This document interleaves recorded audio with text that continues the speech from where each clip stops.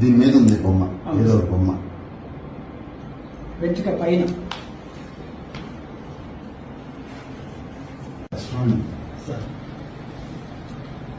ఏదో ఏదో మీరు చెప్పారు కాబట్టి అది ఉందనుకుంటున్నాను తప్పితే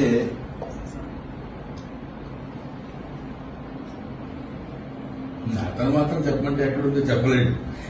దీంట్లో పెడితే తప్ప. ఇప్పుడు అది నీడిలాగా ఉంది. నీటికి దాని వెంట్రుక స్టిచ్ చేసింది సార్. దానికి స్టిక్ చేసి దాని వెంట్రుక మీద పైన ఓ మై గాడ్,